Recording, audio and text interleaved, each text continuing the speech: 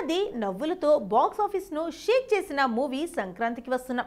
Venkatesh, Aishwarya Rajesh, Meenakshi Chowdary hero హీరోయిన్లు సంక్రాంతికి వచ్చి బ్లాక్ బస్టర్ హిట్ అందుకుంది. వెంకీ, ఐశ్వర్య కెమిస్ట్రీలు, బుల్లిరాజ్ డైలాగులు బాగా పేలాయి.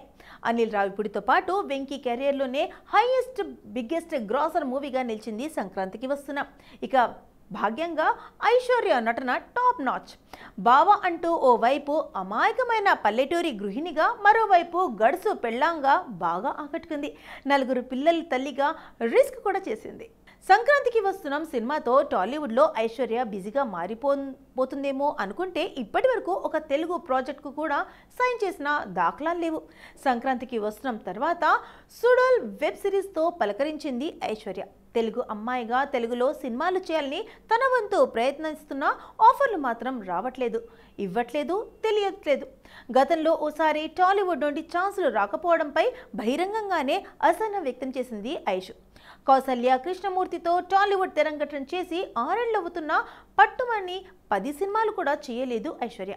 తెలుగు కాదంటున్న తమిళంలో వరుస ఆఫర్లను కొల్లగొడుతుంది. ప్రస్తుతం కాలీవుడ్లో ఆమెకు 3 సినిమాలు ఉన్నాయి. అలాగే తీయవర్ కులైగల్ నండుగా చేస్తుంది. అలాగే కన్నడలోకి ఎంట్రీ ఇస్తుంది ఈ షైనింగ్ బ్యూటీ. ఉత్తరాఖండ్ సినిమా ఎప్పుడో స్టార్ట్ అయినా ఇంకా షూటింగ్ కంప్లీట్ కాలేదు. మరి టాలీవుడ్లో ఎవరు అవకాశం ఇస్తారో చూడాలి.